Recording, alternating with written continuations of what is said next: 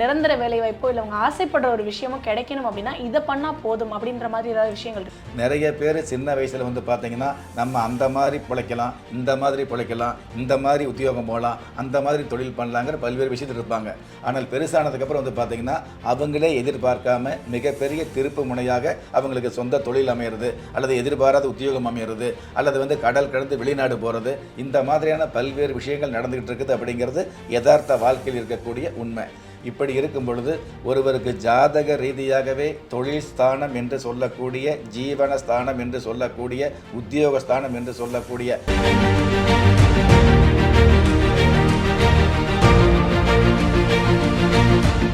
ராஜயோகம் நிகழ்ச்சி நேயர்களுக்கு நர்மதாவின் அன்பான வணக்கம்.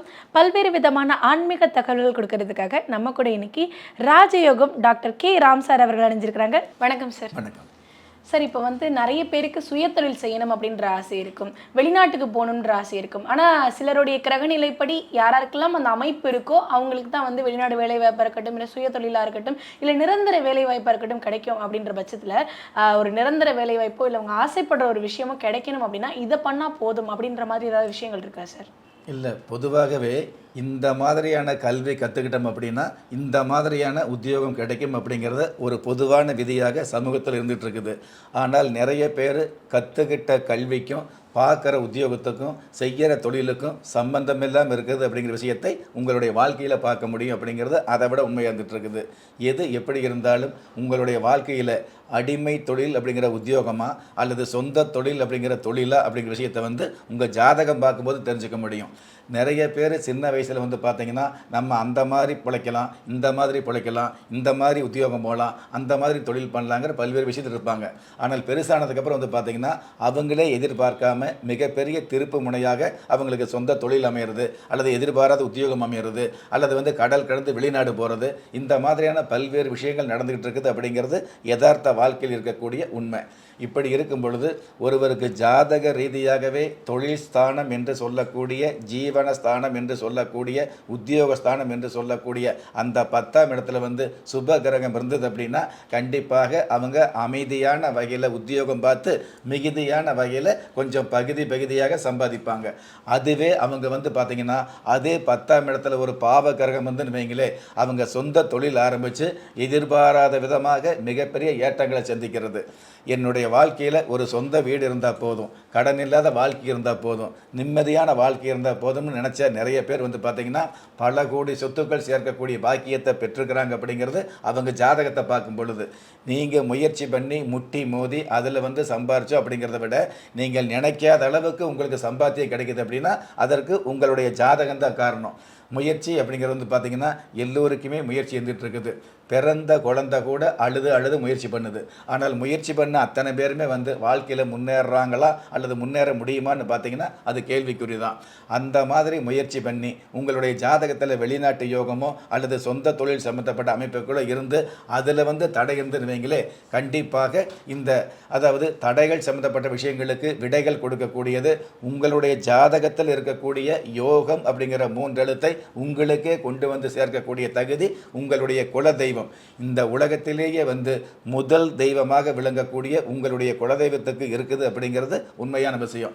ஆக சொந்த தொழிலாக இருந்தாலும் சரி, அடிமை தொழிலாக இருந்தாலும் சரி, அந்த சொந்த தொழில் ஆரம்பித்ததுக்கப்புறம் அதில் ஓரளவு லாபம் வரணும் அப்படின்னா எது எப்படி இருந்தாலும் இந்த உடல் சக்தியை விட ஆன்மீக பக்தி அப்படிங்கிறது ஆயுள் முழுவதும் உங்களுக்கு பக்க பலமாக இருக்கும் அப்படிங்கிறது அமைப்பு. நாள் முழுவதும் நன்மை தரும் நவதேவதா பூஜை, நல்ல வாய்ப்புகளை வாரி வழங்கும் நட்சத்திரா பூஜை, வியாபார வெற்றி தரும் தனதானிய பூஜை, வீடு வாகன யோகம் தரும் விருட்ச பூஜை, பணவரவை அதிகரிக்கும் தனதேவத பூஜை, தனவரவை தேடி தரும் தர்ம தேவதா பூஜை, விதியை விட வலிமையான திதி பூஜை, குபேர சம்பத்து தரும் குலதெய்வத பூஜை, ஐஸ்வர்ய யோகம் தரும் அக்ஷய பூஜை, அதிர்ஷ்டத்தை அள்ளி தரும் அஷ்டலக்ஷ்மி பூஜை, ஆபரண சேர்க்கை தரும் ஸ்வர்ண பூஜை, பிரம்மஹத்தி தோஷம் நீக்கும் பிதுர் பூஜை, ராகு கேது தோஷம் நீங்கும் காளி பூஜை, பூர்வ ஜென்ம பாவம் போக்கும் புஷ்ப பூஜை, புத்திர தோஷம் நீக்கும் சத்ரு பூஜை, செவ்வாய் தோஷம் போக்கும் அங்காரக பூஜை, நாக தோஷம் போக்கும் சர்ப பூஜை, ஏறுமுகம் காண ஆறுமுகம் பூஜை, கஷ்டங்களை போக்கும் அஷ்டமி பூஜை, நல்லாசி பெருகும் நவமி பூஜை, ஆன்றோர் ஆசி தரும் அமாவாசை பூஜை. பாவங்களை போக்கும் பௌர்ணமி பூஜை. பிணிகளை வெல்லும் பிரதமை பூஜை. சலனம் போக்கும் சந்திராஷ்டம பூஜை. பிரச்சனை தீர்க்கும் அர்ச்சனை பூஜை. பீடைகள் அகற்றும் பிரதோஷ பூஜை. சங்கடம் தீர்க்கும் சதுர்த்தி பூஜை. சகோதர பகை நீக்கும் சப்தமி பூஜை. ஏற்றம் தரும் ஏகாதசி பூஜை. சத்ருகள் சாபம் நீக்கும் மித்ரு பூஜை. கர்ம வினைகள் போக்கும் காலதேவ பூஜை. கல்வியில் மேன்மை தரும் கலைமகள் பூஜை. துன்பங்கள் போக்கும் துவிதியை பூஜை. வம்பு வழக்குகள் தீர்க்கும் வாமன பூஜை. பஞ்சபூத பாக்கியம் தரும் பஞ்சமி பூஜை. 16 செல்வம் தரும் பண தேவதா பூஜை. மணப்பித்து நீக்கும் மாந்திரிக பூஜை. தந்திரத்தில் வெற்றி தரும் தாந்திரிக பூஜை. தரணியில் வெற்றி தரும் தஜமகா பூஜை. வீர வீரியம் தரும் கஜமகா பூஜை. குதர்க்கங்களை வெல்லும் குருதி பூஜை. அச்சத்தை வெல்லும் உச்சிகால பூஜை. பிறப்பிற்கு சிறப்பு சேர்க்கும் பிரம்ம முகூர்த்த பூஜை. சிக்கல்களை தீர்த்து வைக்கும் சித்தி புத்தி பூஜை. அண்டத்தில் காத்தருளும் ஆருத்ரா பூஜை. அவமானம் விலகி வெகுமானம் கிடைக்க ஆதித்ய பூஜை. அனைத்து வகையிலும் வெற்றிகள் கிடைக்க அதியோக பூஜை. சரி, இப்போ என்னதான் 10ஆம் இடத்துல சுபகிரகம் இருந்து நல்ல அனுகூலம் அமைஞ்சா கூட சில பேருக்கு தடைகள்ன்றது வந்துகிட்டே தான் இருக்கும். அப்படி தடைகள் வந்துகிட்டு இருக்கிறவங்க நம்மளுடைய இந்த குலதெய்வ விருட்சத்தை வச்சு வழிபாடு செஞ்சாங்க அப்படின்னா அந்த தடைகள் விலகுமா சார்? பொதுவாகவே வாழ்க்கை அப்படிங்கிறது தடைகள் தான். தடைகள் இருந்த வாழ்க்கையில தான் நிறைகள் கிடைக்கும் அப்படிங்கிறது பொதுவான பிரபஞ்ச விதி. ஆக எல்லோருக்குமே தடைகள் இருந்துட்டு இருக்கும். ஆனால் அந்த தடைகளுக்கு மேலே நல்ல சந்தர்ப்பம் அப்படிங்கிறது நாடி வரும். நிறைய பேருக்கு எவ்வளவு தான் உங்களுக்கு வாழ்க்கையில் மிகப்பெரிய முயற்சி இருந்தால் கூட தகுந்த வாய்ப்பு வரணும் இல்லையா? அந்த வாய்ப்பு வரணும். நிறைய பேருக்கு வாய்ப்பு வந்த கூட அந்த வாய்ப்பை நழுவ விட்டுறாங்க அப்படிங்கிறது உண்மை. ஒருவர் ரொம்ப கஷ்டப்பட்டு இருந்தாராம். உலகத்தில் இருக்கிற எல்லோருமே ரொம்ப நிம்மதியாக இருக்கிறாங்க. எல்லோருமே செல்வ செழிப்போடு இருந்துட்டு இருக்கிறாங்க. இந்த உலகத்திலேயே நான் மட்டும்தான் கஷ்டப்படுறேன். இந்த உலகத்தில் கடவுள் இருக்குதா இல்லையா, சாமிக்கு கண்ணு தெரியுமா தெரியாதா அப்படின்னு விரக்தியில் ரொம்ப நல்லவராக இருக்கும்போது உலகத்தில் எந்த நல்லது நடக்காத பொழுது விரக்தியில் ஒரு கடற்கரையில் உட்காந்துக்கிட்டு கையில் இருக்கிற கல்லெல்லாம் எடுத்து அந்த கடலில் போட்டே இருந்தாரா விடிய வரைக்கும் சாமி நினச்சிக்கிட்டு என்ன வாழ்க்கை, ஏன் தான் பிறந்தோமோ, இந்த வாழ்க்கையே வேண்டாம் அப்படின்னு பல்வேறு விதமான துக்கங்களை நினச்சி பல்வேறு விதமான சிந்தனைகளோடு கையில் கிடைக்கிற கல்லெல்லாம் எடுத்து கடலில் போட்டுக்கிட்டு விடிய வரைக்கும் இந்த மாதிரி சிந்தனை பண்ணி கவலைப்பட்டுருக்கிறாரு. காலை நேரத்தில் பொழுது கிளம்பும்போது இருக்கிற கல்லை கையில் பார்க்குறாரு. அது இருக்கிற கல் கடைசியில் ஒரு கல் தான் இருக்குது. அந்த கல் பார்த்தோம் அப்படின்னா அது வைரக்கல்லாக இருந்துகிட்டு இருக்குது.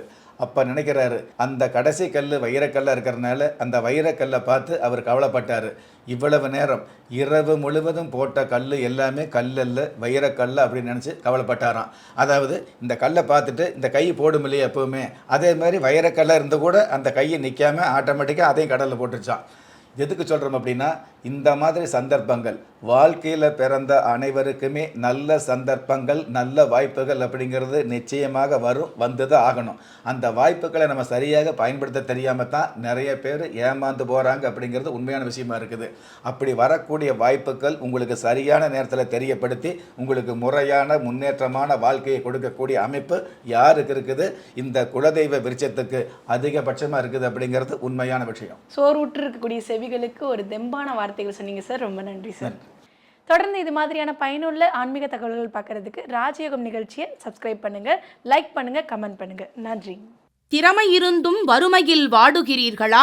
விதியை நொந்து விரக்தியில் இருக்கிறீர்களா? முயற்சிகள் செய்தும் முன்னேற்றம் கிடைக்கவில்லையா?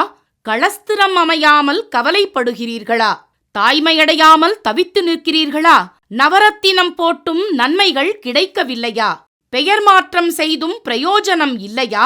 எந்திரத்தை நம்பி மந்திரத்தை சொல்லியும் மாற்றம் கிடைக்கவில்லையா? எண்கணிதத்தை நம்பி எழுத்தை மாற்றியும் ஏற்றம் கிடைக்கவில்லையா? வாஸ்துவை நம்பி வாசலை மாற்றியும் வளம் காணவில்லையா? ஹோமத்தை வளர்த்து யாகத்தை செய்தும் யோகத்தை காணவில்லையா? திரும்பிய பக்கமெல்லாம் திண்டாட்டங்களையே சந்தித்த உங்களை யார் கைவிட்டாலும் ஆன்மீகம் கைவிடாது. ஆம், அண்ட நிழலுமில்லை, ஆதரிக்க யாரும் இல்லாதவர்களை குலதெய்வம் கைவிடுவதில்லை.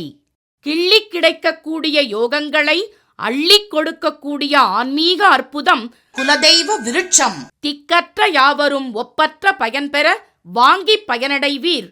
குலதெய்வ விருட்சம். குலதெய்வ விருட்சம் குடும்பமே சுபிட்சம்.